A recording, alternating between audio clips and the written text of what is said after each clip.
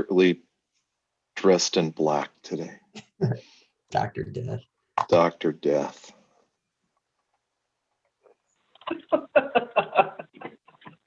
That's my nickname. That's my radio handle when I do radio. We're stealing it for today too. And actually I have, if you follow comics and know about Green Lantern, they decided that green wasn't enough. So now they have all kinds of colors of lanterns. And they're the zombie death lanterns that are black. So I've got a whole bunch of t-shirts that have the Black Lantern symbol on it that I oftentimes wear for talks.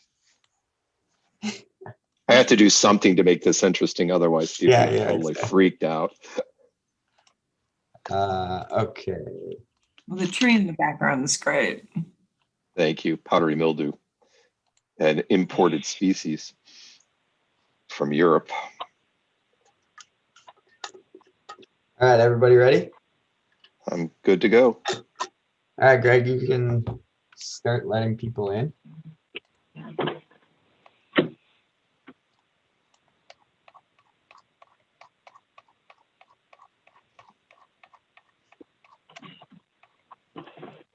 Hello, everybody trickling in. Welcome to the Leafing Out webinar series, our 1000 Friends of Wisconsin's fifth episode of the Leafing Out webinar series. Today we're talking about common tree diseases with Brian Hudelson, and we'll get to an intro with Brian here quickly. Just a few housekeeping items before we begin. We'll get started here. I know Brian's a popular guy, but on Larry Mueller, some of you might know him from that session and from his work around the state. So we'll get to him really quickly.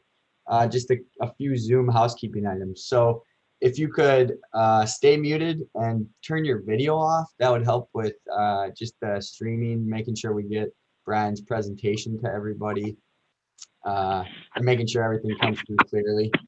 And then we have Brian's slides already on the 1000 Friends event website. So his event page on our website is already includes the slides. And then after the webinar ends, we'll have a recording on YouTube. So there will be a link to the recording plus his slides that are already on there. And then just a note about question and answer today. We always have a time for question and answers, but today Brian's going to go through diseases individually, and then after each disease he talks about, he's going to allow time for questions.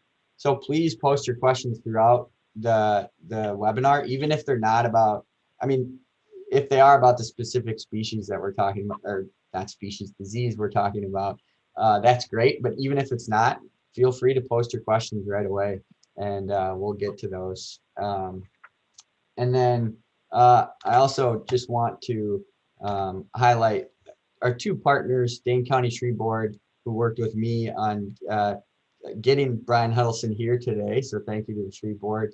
And then to the DNR for partially funding the webinar series. And then just a quick update, we still have trees for our tree giveaway. So for those that aren't aware of this program, if you are able to pick up a tree in Dane County, or you're in the Madison area and willing to pick up a tree, we have bare root trees available in those species below. And the pickup date will be after today, after April 10th, obviously. And I'm working with the Dane County gravel bed because we're going to store our trees there. So still have to figure out an exact date. But if you are interested in getting a tree from our tree giveaway program through this webinar series, please send an email to me and Greg May, who's doing all of our technical assistance today and the backbone of our program today. He will post my my email in the chat. So please chat me or email me, sorry, if you're interested in getting a tree from our tree giveaway program. So without further ado, let me stop sharing my screen. And also, if you want to go to presenter view, it might be a little bit, or speaker view, it might be a little easier to see. But today, I'm introducing Brian Hudelson. So Brian's affectionately known as Dr. Death and is the director of the UW-Madison Plant Disease Diagnostics Clinic. The PDDC provides expertise in diagnosing plant disease problems and information on plant diseases and their control to a wide range of clientele throughout the state of Wisconsin. So Dr. Death, welcome to the Leafing Out webinar series. Are you there, Dr.? Thank you. Yeah, sorry about that. No worries, no worries. Yeah, welcome to Zoom. Thanks everyone for having me here today. Yeah, I'm Yeah. Dr. Death. I saw some names that I actually recognized as people were filtering into the room. Awesome, So, awesome, good. yeah. And yeah, I'll interchange Brian and Dr. Death throughout the webinar. That's fine. So we don't get the death word in there the whole time. Anyways, we have just a couple introductory questions, Brian, just to warm things up a little. Sure. And then we'll get right into your presentation. Okay. So if you could share, obviously you deal with all kinds of plants, trees included, but if you could share just your personal connection to trees specifically, either a personal story or just your relationship to trees. Yeah, I think probably pretty much what I do today really stems back to my paternal grandparents' house. They lived in Normal, Illinois, and they decided, this is well before I was around, they decided to naturalize their yard. So it was filled with all kinds of trees, particularly large walnut trees, I remember from going there as a kid. And they were, from what I understand, well, at least their yard was pretty much loathed by their neighbors because they all had manicured lawns. And here they had this wonderful naturalized property with wildflowers and trees all over the place. And so that's kind of how I got interested in botany, and then had a very good high school teacher, which we've talked about as we've chatted, who got me, I was actually going to be a geologist or an archaeologist when I went to high school, and got a really fantastic high school teacher who got me into plants again. And that's how I ended up in botany, and then eventually in plant pathology in college. So cool. That sounds like so sort of genetic, somewhat environmental. So yeah, a mix. Yeah, nature and nurture, definitely. And obviously, we know you have a lot of favorite plants, and trees might not be among them, but since it is a tree webinar, we're going to ask your favorite tree species. Currently, what's the one on top of your mind right now? And then if you had to choose, it's a question we're asking all of our presenters. I'm keeping a tally between team coniferous and team deciduous. Okay. So those two questions. Yeah, I would have to say at this time of the year, I tend to think of two different trees. One is redbud, actually. And again, that stems from my paternal grandparents. They had a redbud that kind of arched over the driveway as you would drive in. And whenever it was blooming in the spring, I've always thought that's one of the most fantastic trees out there, and a really good, from a disease standpoint, tree as well. So unfortunately. And then the other one that I really like is ginkgo, just because of the historical perspective of that. That was a tree that in the Western world was only known from the fossil record up until about the 1970s or so, when China kind of opened up and folks found that ginkgos were growing in temple gardens in China. So I love the history of that particular tree. And also I get kind of a kick that in some cities they unfortunately have to ban the females because the fruits are so dangerous. They actually will fall to the ground, and then if they get onto streets and cars drive over them, it's very slick, and you can actually have accidents due to that particular tree. But I love my ginkgo Todd that I have in my yard. So yeah. Good. Well, and the second question. And in terms of teams, probably team deciduous, I guess, because I like the variety of deciduous trees, although there are some really cool conifers as well. And ginkgo is kind of a weird tree because it's kind of halfway in between. It's technically a deciduous tree, but it's also a gymnosperm, so it's more closely related genetically to conifers. Yeah. Okay, well, thanks for indulging us. No. I'll babble forever on this if you like.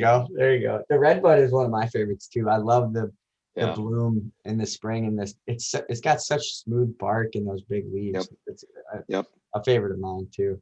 Yep. All right. So I'm going to monitor the chat. Brian's going to monitor the chat, and we'll keep an eye on it. But Brian, I'll let you take it away. Sounds good. And if you could monitor my time and just when I have like 5 minutes left, let Yep. me know. Yeah. Because this talk will I probably won't get to the end of the talk because it really depends on how many questions. I did a kind of a top 10, and if I can get through them, great. If not, we'll get as far. I kind of loaded it up front with ones that we tend to see very, very commonly. So well, yeah, and obviously, you know, we don't have a lot of leaves on trees yet, so yep. And I decided to start with awesome.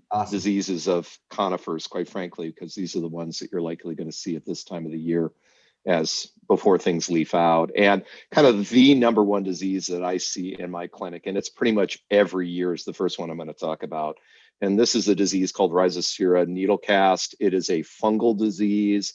And I'm a plant pathologist, so I like to put up Latin names of pathogens. And I think that's useful oftentimes because sometimes the common names of the disease is not for this particular one, but with other ones, you can kind of run astray if you only look up things based on the common names. So I like to have give people the Latin names of the pathogens because you can look up slightly different information. And I have to say, there's one group of diseases that I would never look up without knowing the name of the pathogen, and those are the smut diseases.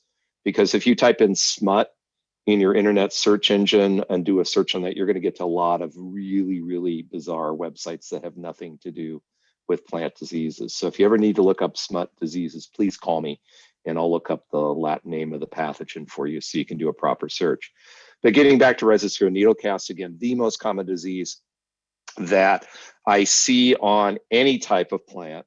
And there is a look-alike disease called stigmina needlecast.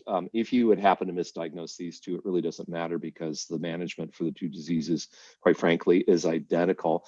This is really a disease, both of these diseases, quite frankly, are really diseases of Colorado blue spruce, a really, really popular tree, certainly 30 or 40 years ago, and even still today, but not one that's well adapted to our climate here in Wisconsin. This disease will certainly go to other types of conifers, spruces, and a variety of other trees. It may not be exactly the same fungus that occurs in Colorado blue spruce, but very, very similar diseases caused by similar fungi. And we tend to see these when we have a fair amount of wet weather, particularly around the time when the trees are producing their new needles for the year. And we typically have wet weather at that time of the year. It's a very wet period typically in Wisconsin.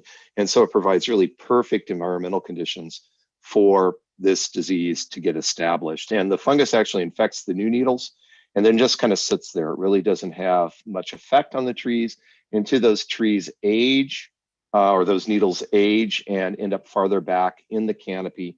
And then this particular fungus causes a needle loss. And typical symptoms that I will see are interior browning or purpling of those needles, again, that are more towards the trunk of the tree. Usually on these affected trees, the needles at the tips of the branches look fine. They look perfectly healthy, even though they're probably infected. But what can happen over time is if you've got a tree that is really restricted in terms of the air movement around the tree, you'll get a lot of needle loss. On a normal tree, if it's kind of by itself, you'll tend to see this towards the base of the tree. Again, you'll see an interior loss of needles where the tips will have needles, but the interior needles on those parts of the branches closest to the trunk will start to fall off. And so you get a very thin tree. In this particular case, you've got a tree that's surrounded by other trees. So there's a lot of constriction of airflow. Things don't dry well on a tree like this. So you've got this disease basically heading all the way up towards the top of the canopy. But a more typical pattern, though, will be more of this needle loss towards the bottom of the tree.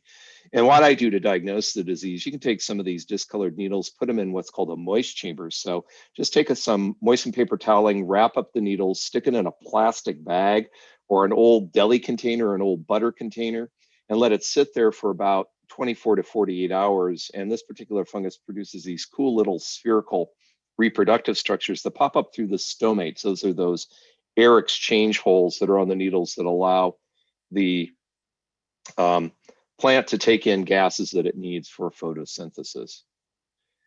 In terms of management of this disease, probably my favorite thing to tell people is just don't plant Colorado blue spruce. It's really, and I've been quoted in a newspaper saying this, it's a dog of a tree here in Wisconsin. If you want to see a really beautiful Colorado blue spruce, please go to Colorado.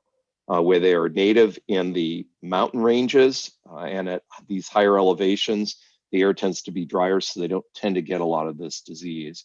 If you insist that you're going to plant a Colorado blue spruce, and quite frankly, this is a good recommendation anytime you're planting, don't overcrowd trees because again, what you want is good airflow around tree, good air penetration into the canopy so that if needles get wet, they dry quickly. Because these fungal pathogens really require a period where the needles, or on a deciduous tree, the leaves have a coating of water. They need that for their spores to germinate and infect. So anything that you can do to promote rapid drying of plants, not only trees, but herbaceous plants, any type of plant, that's really going to reduce the level of diseases that you're going to see. So don't crowd the trees. If you're going to plant a full-size Colorado blue spruce, single specimen tree out in the middle of nowhere where it's not surrounded by anything else, so you get good airflow.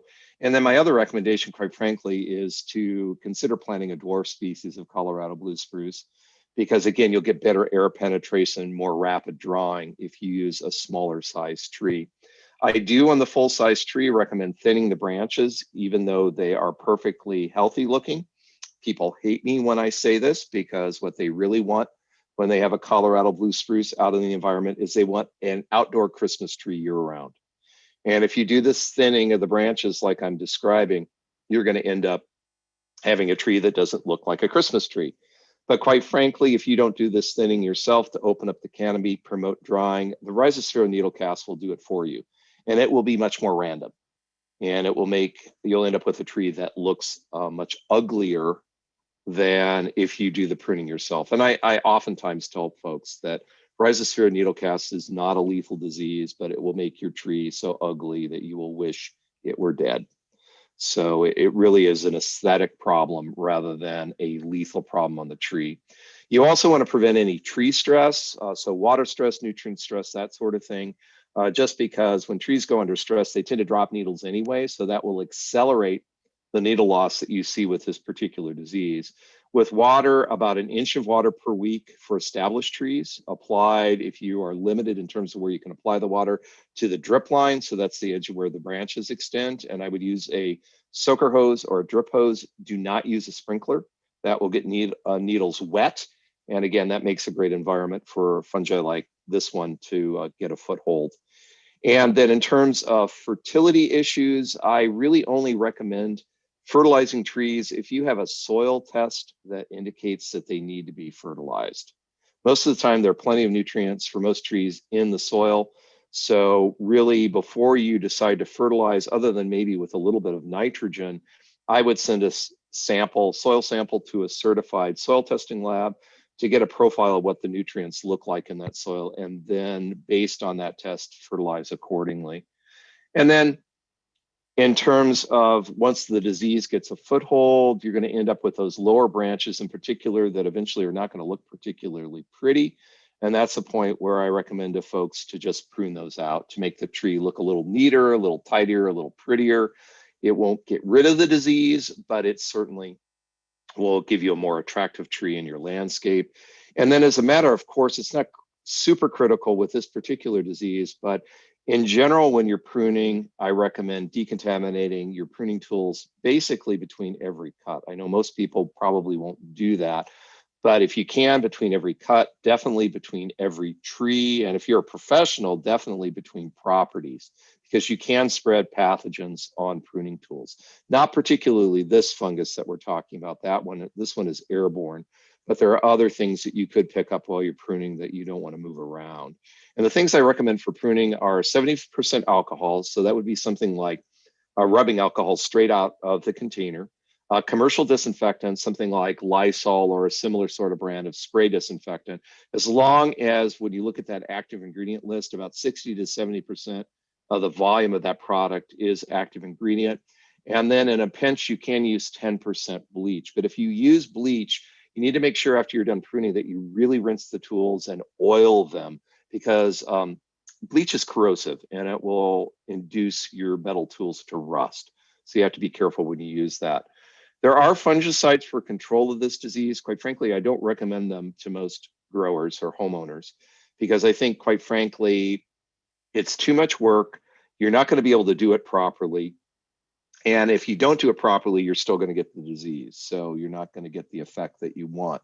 But if you decide to do this, the recommended products are something that contain either copper or chlorothalonil. And these products need to be labeled for use on some, it needs to say on the label something like, you can use this on conifers, you can use this on trees and shrubs, you can use this in the landscape.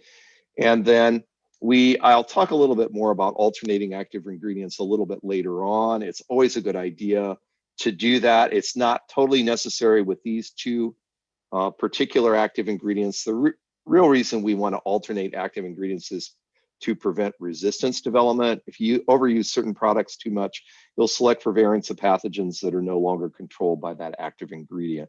That isn't an issue with either copper or chlorothalonil, but in general, keep in mind that alternating different active ingredients with different modes of action is very, very useful and is something you should consider most of the time when you're applying fungicides.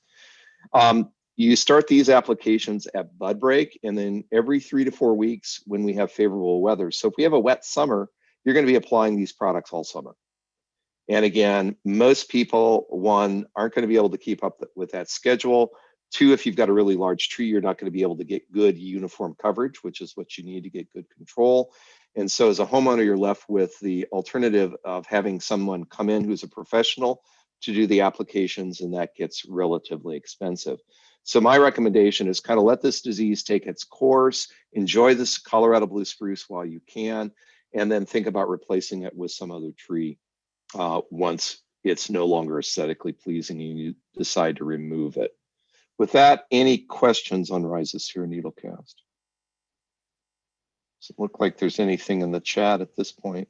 Yeah, no specific questions about. Okay, we'll continue. We'll continue on then, and if you have any you think about, definitely stick them in the chat. We'll watch for them. Brian, there was a question about magnolia scale. Just something. That's an insect issue, and for any question of that sort, I recommend contacting you can certainly go to your county extension office. Okay. Or recommendations. If you happen to have a hort educator in your county, they can help you out on that. The other contact person is PJ Leash, who is our insect diagnostician. So he's my counterpart on the insect side of things. Okay. And his email, let me type his email in. You can email him. Awesome. And our next webinar, we're doing a webinar with Hoppy Tree Service out of Milwaukee on insect in May too. So. And I'll give you PJ's telephone number too, but we're all kind of working from home still. So if you leave a message on his voicemail, he will get it. It'll send a voice clip to his email, but you won't probably get him actually answering the phone. Okay. And my contact information will be at the end of the talk. So I'll give you similar information for me. Okay. Awesome. Okay. Thanks, Brian. So moving on to the next most common conifer disease that I see is Diplodia shoot blight and canker. I call it here Diplodia tip blight. There are lots of names for this. You may also see it referred to as Sphaeropsis shoot or tip blight. The particular fungus that's involved in this disease has been renamed so many times, I can't tell you. I've been in my job for 20 years plus, and I think it's been renamed at least 4 times while I've been in the program. And the pathogen that I list here for this particular disease is Diplodia pinea, although now it's thought that there are actually multiple species of this Diplodia organism that are involved. So if you just want to look up Diplodia, and in particular Austrian pine, that's the major host if you're looking up on the internet, that's definitely a way to find information on this disease. It is primarily a disease of Austrian pine. That's where I see it be most problematic, although this will go to other types of pines, which are listed here. And quite frankly, this Diplodia genus is a pretty large genus. There are lots of different species, and there are Diplodias that I can find that will cause problems on pretty much any tree or shrub, quite frankly, whether it's coniferous or a deciduous tree. So these organisms are out there causing dieback on branches. There are other hosts which are listed here, a lot of other conifers. And again, we tend to have problems with this disease. The pathogen requires wet periods, so the needles need to be wet for it to be able to infect. But once it gets into the tree, if you follow that with a drought, then the pathogen becomes much more aggressive than if you have that pathogen in the same tree with a lot of rain. So when we get wet periods to get infection followed by a droughty period, that's when this disease really becomes super problematic. And there are a lot of Austrian pines out there because it has been a very popular urban tree, because as a species, it tends to be very salt tolerant. So it was used a lot in urban settings where we use, here in Wisconsin, salt on the road in the wintertime to get rid of ice. But unfortunately, this disease has really limited the utility of this particular tree. So if you're out and about and you see an Austrian pine and you see a lot of brown tips on the branches, you're probably seeing Diplodia shoot blight. That is probably all you need to do is kind of take a look at the tree. I like to look a little bit deeper at the symptoms just to verify. And what I will look at is take a look at those dead branch tips, and I look at the needle lengths. And if you see a branch tip that has some needles that are short, some that are long, that's another clue that you're probably dealing with this disease, because the fungus got in on this side of the branch tip first and killed these needles first. These survived a little bit longer before the fungus took them out.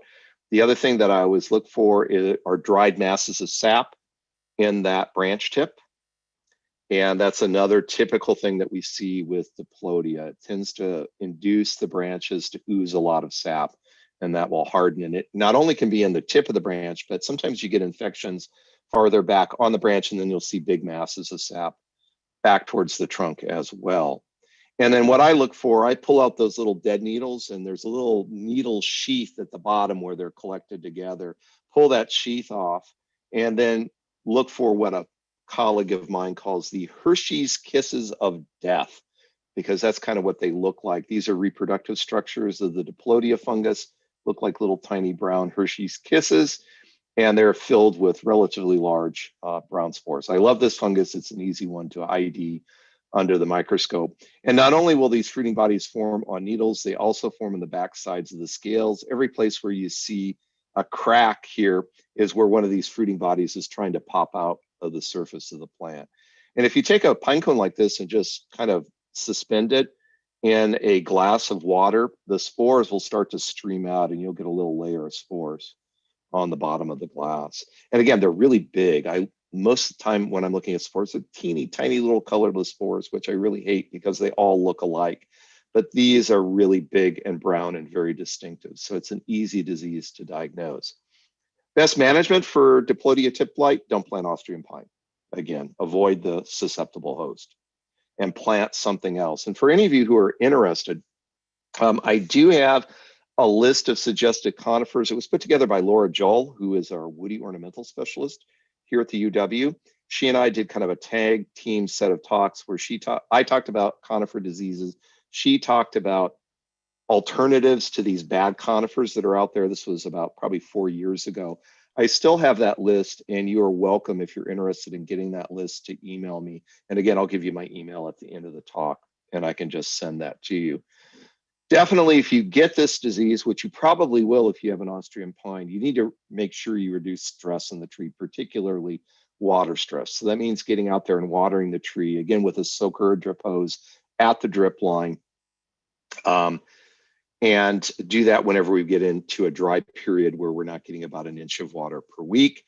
I think thinning of the branches to increase airflow really makes sense with this particular species, because it has more of an open canopy, and you won't really foul up the aesthetics of the tree if you prune out some branches. And definitely, when you see a branch that looks like it has this disease, you need to prune that out, because this fungus will grow down the branches and eventually get to the main trunk. And once it gets there, it's pretty much lethal, because it will girdle the main trunk and top the tree. Anything above that point will die. And again, as I mentioned, decontaminate. I can't overemphasize how important that is to prevent spread. There are some recommendations that I see about removing infected cones. What we're talking about are the cones that have fallen to the ground. I do not want you climbing a tree trying to get the cones off the tree. It's much better to have this disease on your tree with the cones up top than you climbing the tree and falling out and killing yourself. So if you see cones on the ground, you can remove those and get rid of those, but don't take them off the tree. And the way you get rid of this material is basically bury it or burn it if you're allowed to do that where you live. Again, burying is more environmentally friendly, but burning is a really good way to get rid of pathogens. Once you've pruned out all of the disease stuff, if you want to try to maintain the tree, there are fungicide treatments that work relatively well, but these are preventative treatments. They don't cure existing disease. They're going to prevent the new branch tips that are healthy right now from getting infected later on. And it's typically a combination of thiophanate methyl and chlorothalonil, or I usually recommend alternating these because you need to apply about every 14 days from the time when the needles start to bud out and through the time when they're fully elongated. And in this particular case, thiophanate methyl is one that you absolutely need to alternate with something else. It's a very targeted mode of action for this particular fungicide. And if you continually use that over and over again, you can select for variants of this pathogen that won't be controlled. And again, I mentioned this whole idea of knowing modes of action. The way to learn more about that is to go online and do a search on what are called FRAC codes. So if you type in a search on FRAC codes, and then by about March of each year, type in the current year, so now 2021, and every year there's a group that updates a list of fungicide active ingredients, and that's what you'll access by doing this search. And they group all of the active ingredients based on mode of action. That is how they work to control the pathogen. And anything with the same mode of action is given a code letter or number, typically number, sometimes a letter. And that's called a FRAC code. So when you're trying to decide what to alternate, you pick two products with different code letters or numbers.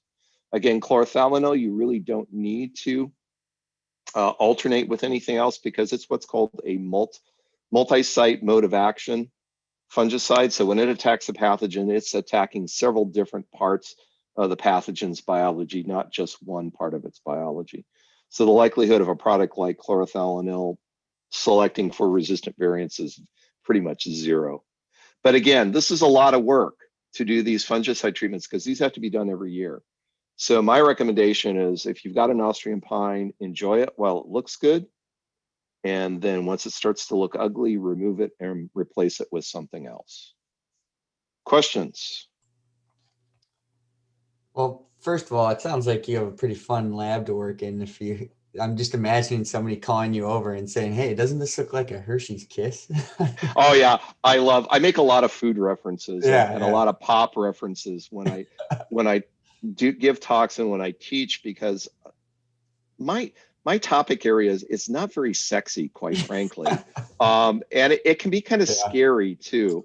And I think it's really cool. I think I have the coolest job on the planet. Yeah, of course. But for a lot of people, it's difficult material. And so to try to keep it engaging, I try to kind of tie it in with everyday sorts of things. So you'll really see that when we get later on when I get to talk about poop on a stick. So, which is one of my favorite diseases. So, and that'll be in just a little bit. Okay. So we did have one question from Doug, and I think it fits just because you talked about these two evergreen. Sure.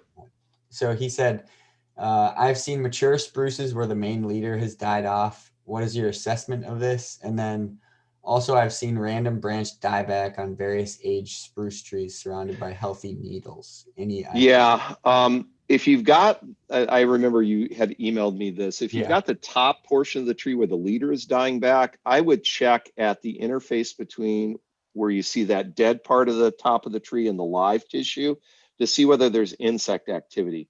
That sort of dieback where you have kind of a really distinctive break between live and dead tissue is also oftentimes due to insects that bore into the main trunk and girdle it. Now, if you got more of a general dieback where it's really dead at the top and it's less dead as you go down and it kind of fades into living tissue, that can be a water stress issue. So I would evaluate whether or not the tree is getting enough water, whether there are things like girdling roots that grow around the trunk. Those can constrict the water conducting tissue, preventing water getting from the roots up to the top of the tree.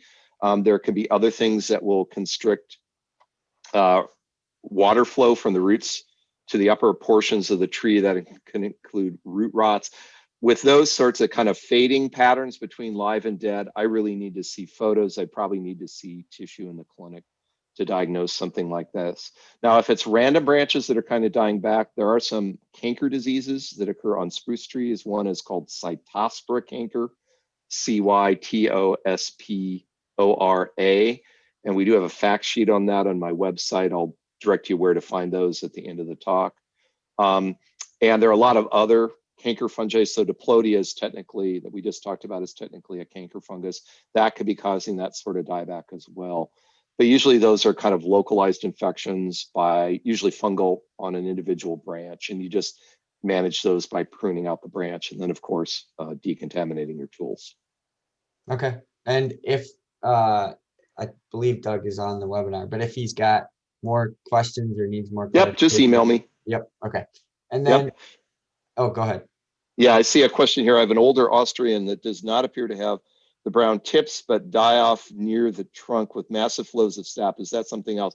That could very well be this Diplodia. It's just that the infection has occurred farther back on branches. And if it's gotten to the main trunk, there's not a lot that you'll be able to do about that. Now, again, sometimes insect activity will induce production of masses of sap like this as well. So one thing to take a look at where you're seeing that is whether you see any indication of holes in the trunk or on the branches. If you see holes, then that would be more likely an insect problem. And that would be, again, something where you'd contact PJ Leash to get a diagnosis from him.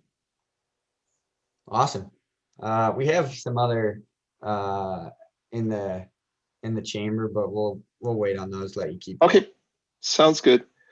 Moving on, probably one of my favorite diseases on trees and shrubs. It's a rust disease. I love rust diseases. They're a large group of fungal diseases, all caused by very closely related fungi.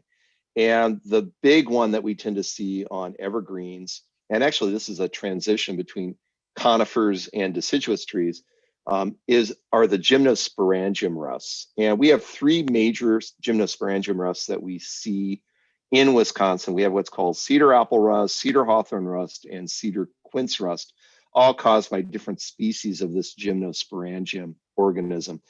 And even though the name says cedar, it's really not cedar that's a host.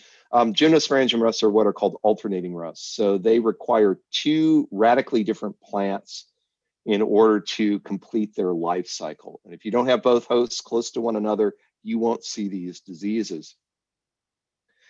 And the hosts are junipers. That's where we get the name cedar, because it's really red cedar that's the issue, and that's a type of juniper. But these go to pretty much any type of juniper. It's just that red cedar is super susceptible. And then that's one of the hosts. And then the other hosts that's required to complete the life cycle are a lot of the woody rosaceous plants. Primary ones that where we see these diseases are apple and crabapple, and then hawthorn.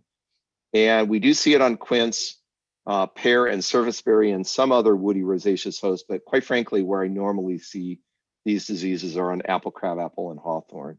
And we tend to see a lot of these when we get a lot of rain early in the growing season. I love the symptoms of this one on junipers. Right now, if you go out, you'll probably see little black brain-like structures on the branches. These will vary in size. If you have cedar apple rust, they'll be relatively large, probably about 1 inch in diameter. If you're dealing with cedar hawthorn rust, they're going to be small, maybe 1/2 inch in diameter. With cedar quince rust, you probably won't see a gall at all. All you'll see is a little bit of roughening of the bark. But with all three of them, once it starts to warm up and we get some wet weather, they start to ooze these gelatinous arms, which are spore-producing structures, and they're incredibly colorful. One of the best stories I ever heard was the head of grounds at the UW-Madison came into my office years ago, and it was roughly mid-May, which is when these tend to form in the Madison area. And she'd been talking with a student on campus, and the student's comment was, "I love this time of year. That's when the junipers bloom." And she thought these were juniper flowers. They're actually a disease. But the spores that are produced in these gelatinous masses, they blow around and they blow over to the other hosts, so those rosaceous hosts. And with cedar apple and cedar hawthorn rust, those spores tend to infect the leaves. And then you get these very brightly colored spots on the leaves. Usually by about mid-July, they'll be in their full glory, full size. They oftentimes are about the size of a dime. They'll be either bright yellow, bright orange. If you happen to be growing a crab apple or an apple that has a bit of purple to the foliage color, oftentimes the spots will be kind of purpley or fuchsia colored. And if you look very carefully on the undersurface of the leaves, under these spots, you'll start to see little tendrils or little spikes that will form. And these are the spore-producing structures that produce the spores that drift back over onto the junipers to lead to production of these gall-like structures. Now, if you happen to be dealing with cedar quince rust, I don't see that. I don't see a lot of quince, but I see a lot of this disease, and it's on hawthorn. And this particular fungus really doesn't infect the leaves. It infects fruits. So you get these incredible spiny, kind of salmony, powdery colored fruits. And then the cedar quince rust fungus will also infect branches where you get these swellings. Oftentimes it's at the tip.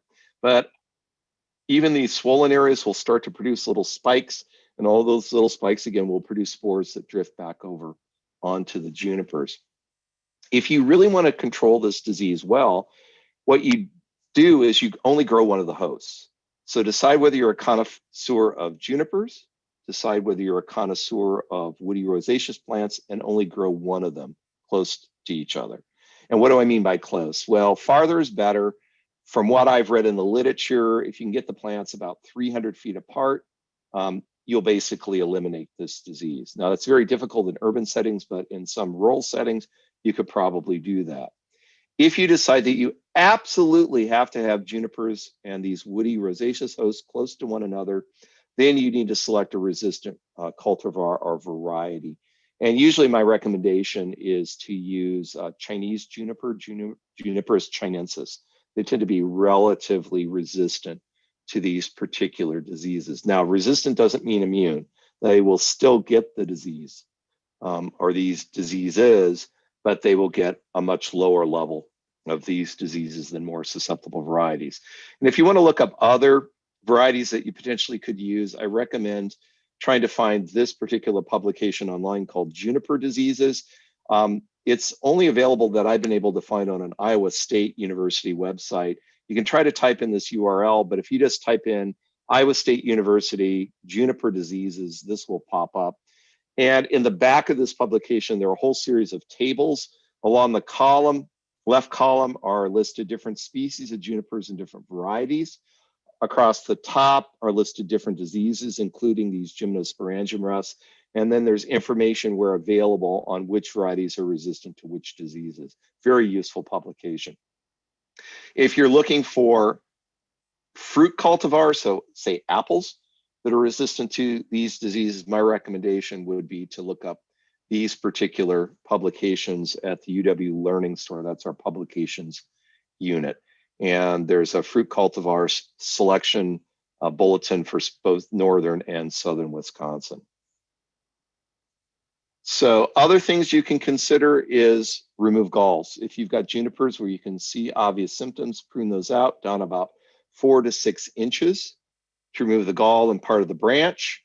And then I would burn or bury this material. Again, decontaminate tools, as I've said before, just to prevent potential movement of disease-causing organisms. And I include this information just to be complete. There technically are fungicide treatments that you can see recommended on certain sites, university sites. Quite frankly, don't bother. This is, as far as I'm concerned, a waste of time, effort, and product.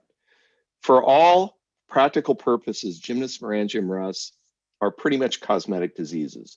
Where I see the most damage is on hawthorn with cedar quince rust. But even that, you can usually prune out those disease branches and you will be fine. But quite frankly, if you want to apply fungicides, you treat the rosaceous host, it's 5 applications, fairly specifically timed. Who really wants to do that? I don't. And I'm a plant pathologist, so I prefer just to enjoy these particular diseases. Quite frankly, when I do outreach programs during the summer where I have a booth, I will actually cut off branches of hawthorn trees with these symptoms and use it as the decoration for my booth. Because of the diseases I deal with, this is probably the most artistically interesting aesthetically appealing of any of the diseases. Questions about cedar, apple rust, cedar quince rust, cedar hawthorn rust? Is rust sometimes called scab? No, scab is a totally different disease. I think I may have included it in this talk. I don't quite remember, but we may. If not, we have a fact sheet on my website. It's entitled Apple Scab.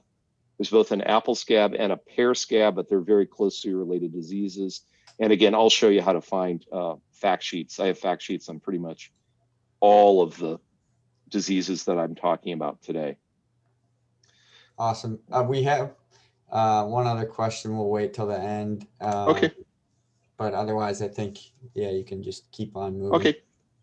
Next up, powdery mildews. Actually, if you're looking at my background, this is actually a weird powdery mildew that's on Norway maple. It's an interesting one. About 10 years ago, a county agent in Dodge County noticed this, recognized it as a powdery mildew disease, but noticed that it was very blotchy in terms of the pattern of infection. So it kind of followed the veins of the leaves, and it turned out to be a new type of powdery mildew for Wisconsin. The fungus actually comes from Europe and followed Norway maples over from Europe. And it seems to be relatively specific to Norway maple.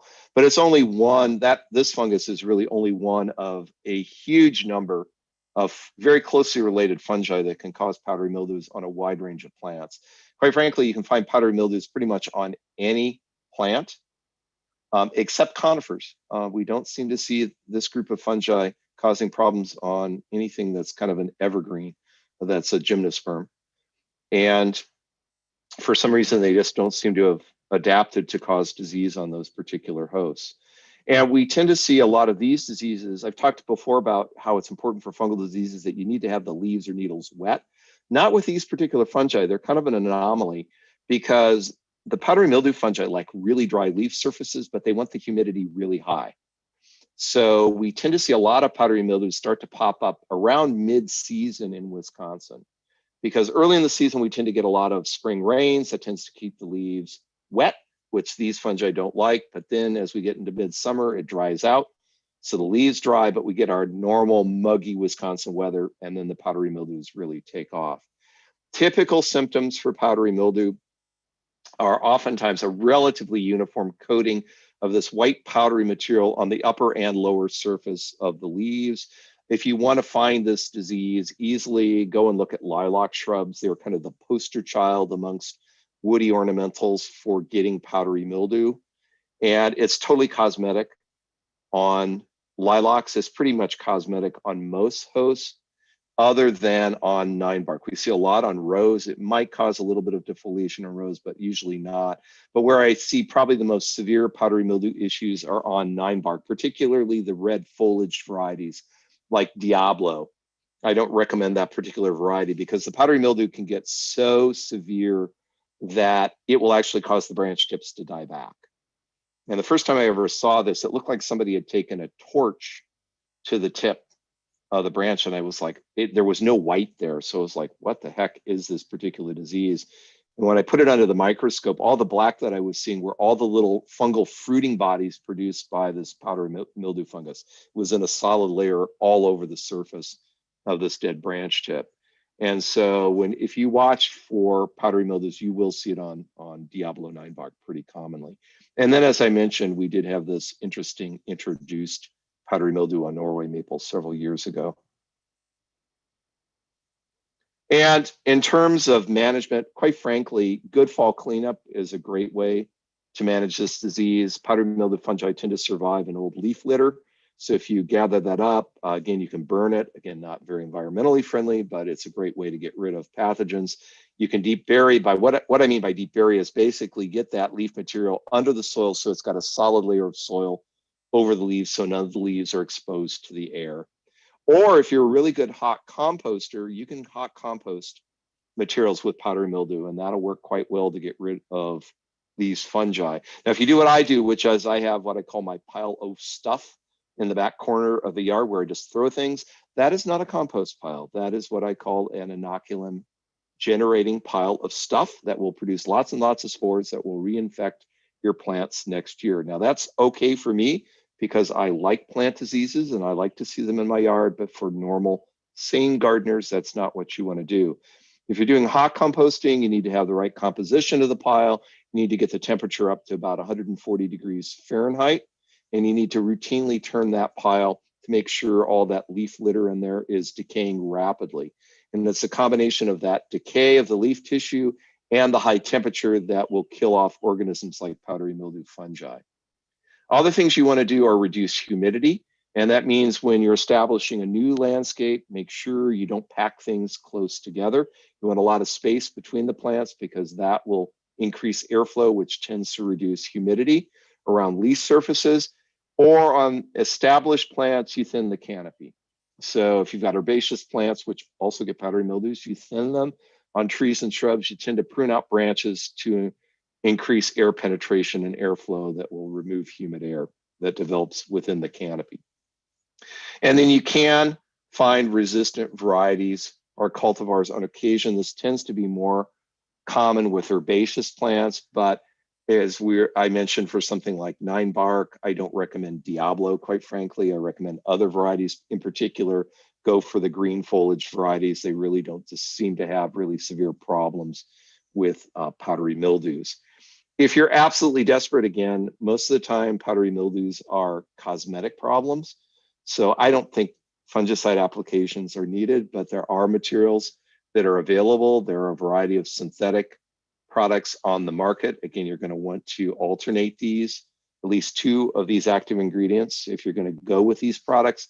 The other thing that I sometimes recommend, more for herbaceous plants, you could use these on trees and shrubs if you wanted to, but there is this baking soda horticultural oil material based on some research out of Cornell University, 1.5 tablespoons of baking soda per gallon of water, 3 tablespoons of a lightweight horticultural oil, which would be a paraffin-based oil. Or if you want to go super, kind of organic, you could use a kitchen oil. And then my recommendation is usually canola oil. And that's because there's at least some research that indicates that canola oil on its own has anti-powdery mildew properties. And then you spray these materials, whether it's this baking soda concoction or one of the synthetics, spray these as a preventative. These do not cure existing powdery mildew. They prevent the leaves from being infected. And so that means you've got to get them on really early before you see any of that white powdery material. And you've got to get good coverage on the leaves, upper and lower surfaces. And you're going to have to apply multiple applications. And again, I mentioned alternating active ingredients. I can't overstress that one either, just to keep these products available for us to use long-term. When do you start to apply? Well, for me here in the Madison area, I usually think that powdery mildews start to show up about the 1st of July. So if I were going to apply, which I don't, because I like powdery mildews, but if I were going to apply, I would probably start about the first week in June, about 3 weeks prior to that 1st of July, and start applications just to prevent infections. The other thing you can do is find your favorite weather channel, check out what the humidity is. And once we start to see humidities around 60 to 70% that we're feeling, that's when humidities around the leaf surface are about 100%. And that's when the powdery mildews are going to start to be a problem.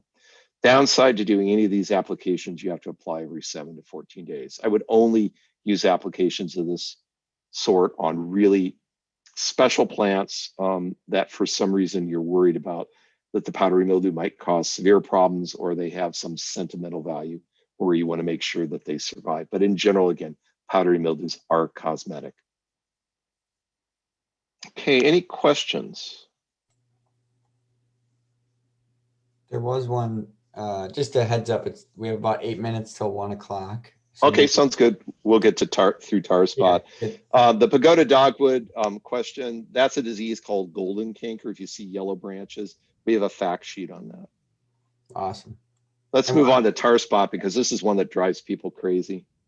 Awesome. And another cosmetic disease. Did you have another question, Abe, from elsewhere? No, well, I do, but we'll just save it for the last question. And then just another note that we probably, if you have a question, post it in the chat. Brian said that he can answer it post webinar as well. So we can get you an answer no matter how much time we have left. Yep.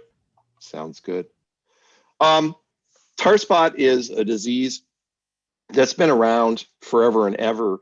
But we've seen kind of an increase, probably in the last 15 years, I've really seen an increase in this particular disease.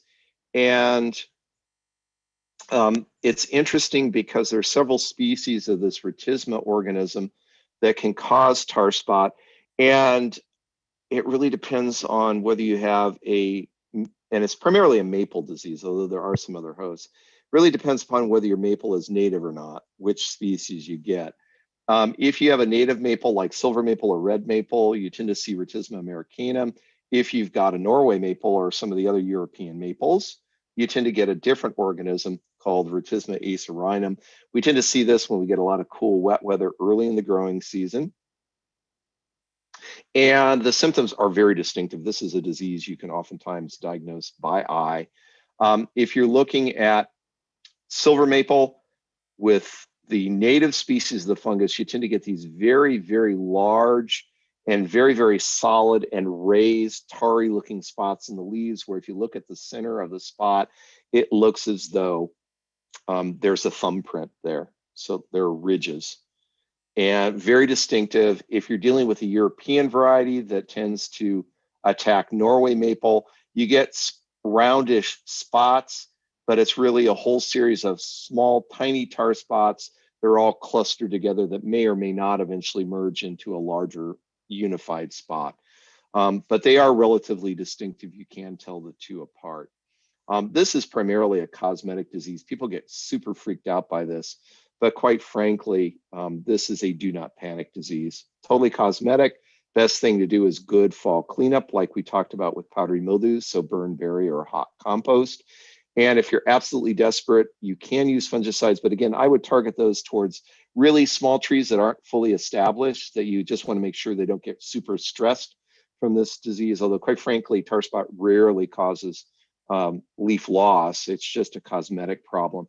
But you apply copper and 3 applications, one right as the leaves are coming out, one when they're half expanded, and one when they're fully expanded.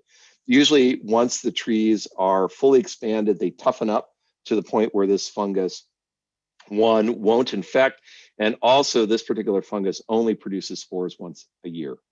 So you really don't see this. You won't see infections throughout the growing season. It's one very targeted period early in the spring. So definitely not anything to worry about. How are you doing on time, Abe?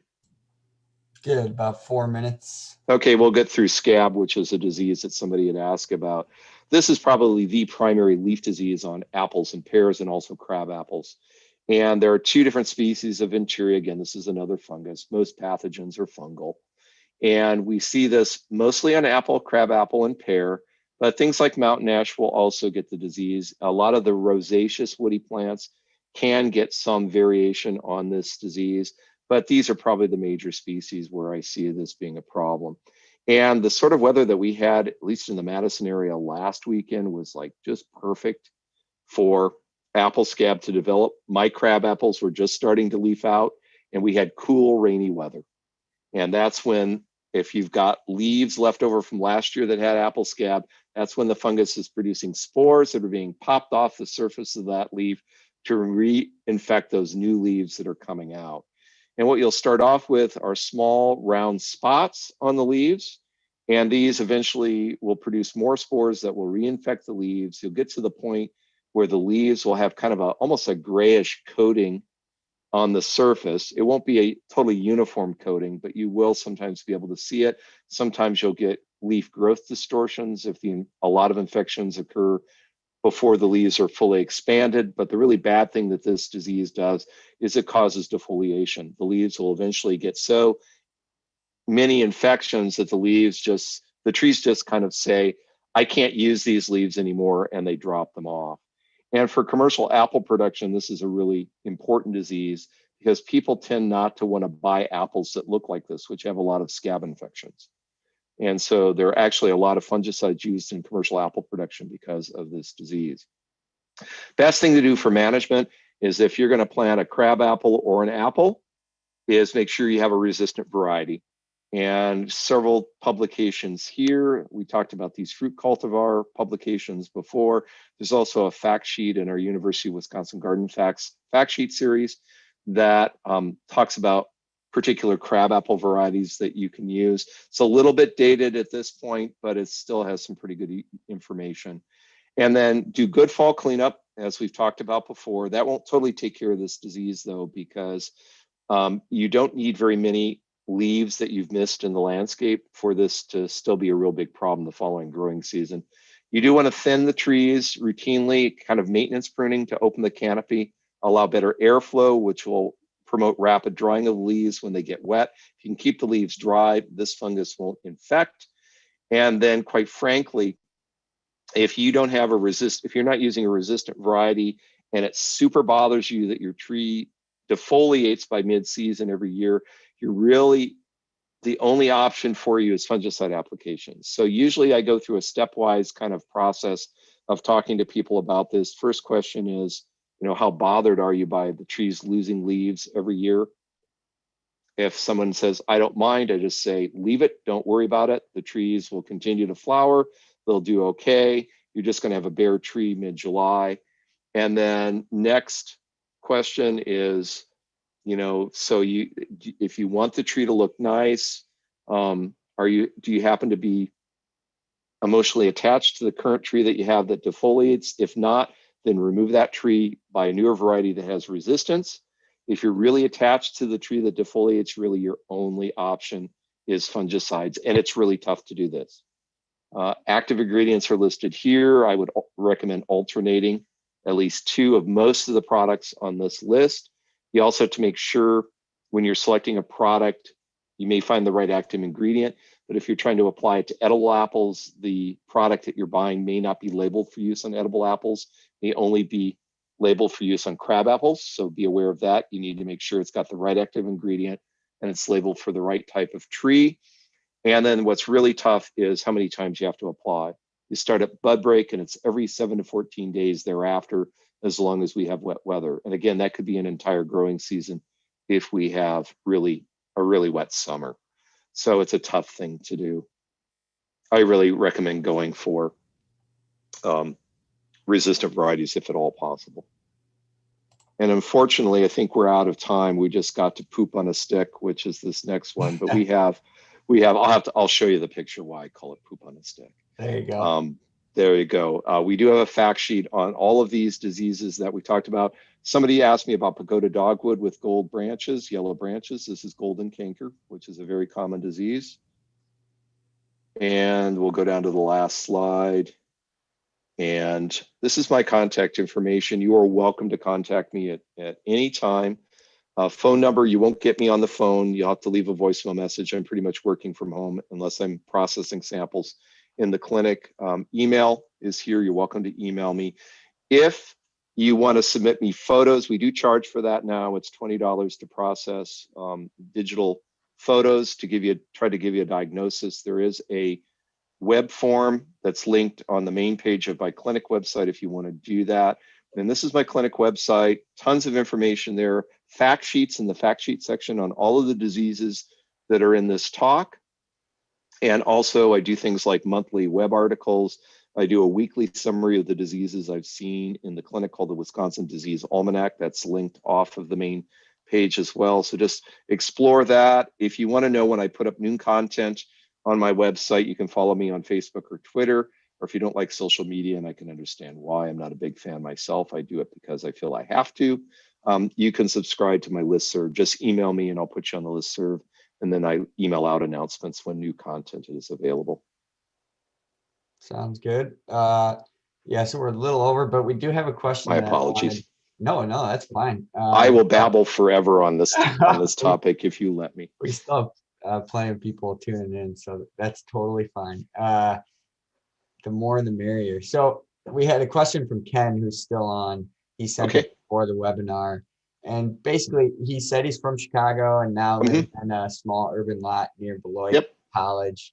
And he's wondering basically what to look out for: maples, oaks, cypresses, and catalpa. He's got in a lot, and he just wants to make sure he keeps an eye on them. And yeah, with maples and catalpa, the big disease I worry on those two hosts, and assuming it's not silver maple, but if you're dealing with pretty much any other type of maple tree, so Norway sugar, and particularly if you happen to be growing like Japanese or Korean maple, you need to worry about a disease called verticillium wilt.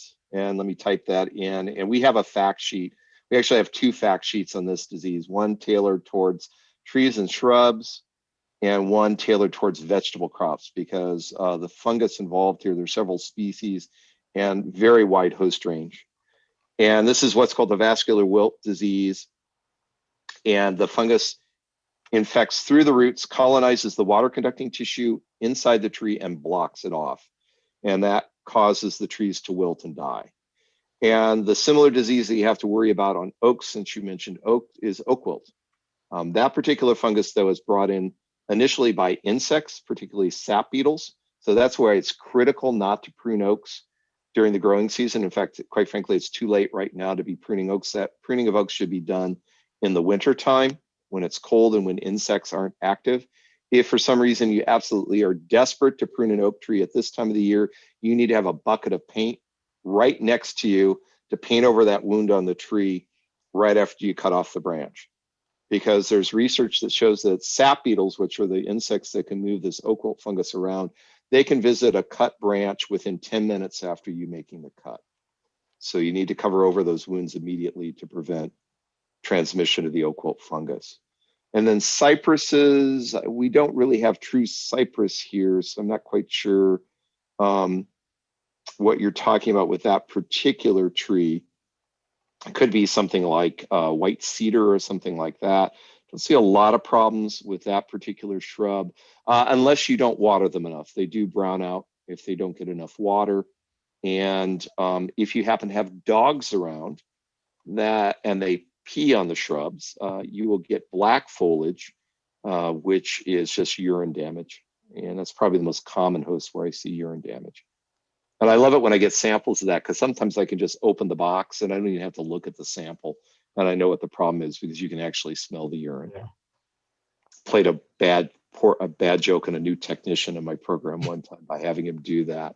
He says, it smells like pee. And I said, yep, that's because it's urine damage. And then he got very offended because I had him do that. But I use pretty much all of my senses to do diagnostics. There you go. Yeah, I mean, it sounds like a fun lab to be in. Yeah, we try to make it as fun as possible. There you go. If you ever walk by my lab and you hear somebody go woo woo at the choo-choo sound, that means we have a positive oak wilt sample, because the spores of that fungus under the microscope look like a series of boxcars on a choo-choo train. So you'll hear that as you walk by every once in a while. There you go. We've had a lot of thank yous and in the chat box. We had one other question. It's the last one we have, so I thought we might as well get to it quick. Sure. It's a long one. I have the good fortune of having a first-time exposure to a rural area with what appears to me to be a single species of pines with many new stock emerging all around. No diseases are currently seen. I plan on having soils tested just for info. I'm thinking of thinning the new stock of 4 to 6 inches to separate and relocate for better airflow as they grow. Will I damage the new stock now by transplanting, or should I wait until further growth to select the hardiest specimen?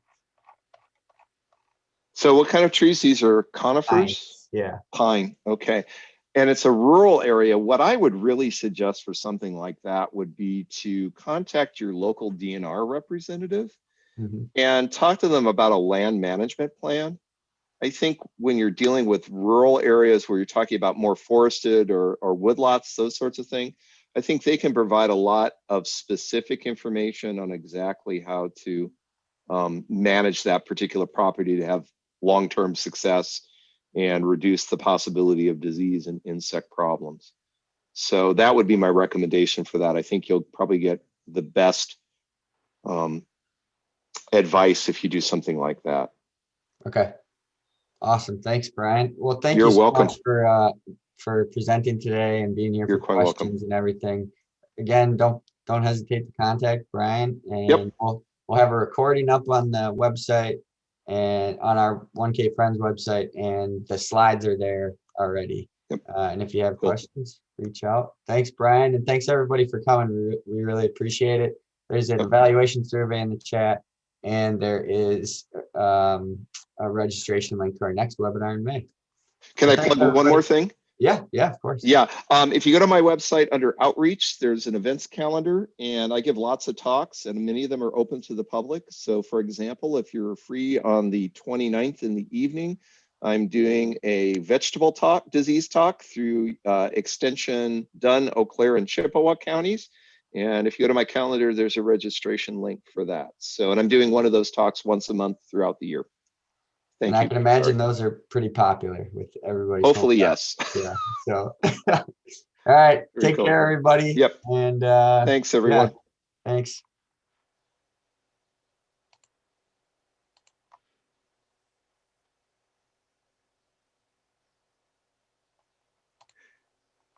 And Abe, when you have a chance, if you have numbers or anything like that, or any feedback, quite frankly, that would Yep. be great. I can do that. I will Cool. send you a summary. I have stuff written down. And then Okay, sounds great. there was a little bit of feedback that I'll copy here. Okay. Yeah, just email it to me when you get a chance. All right. Thanks, Alrighty. Brian. Sounds good. Take care. Yeah, you too.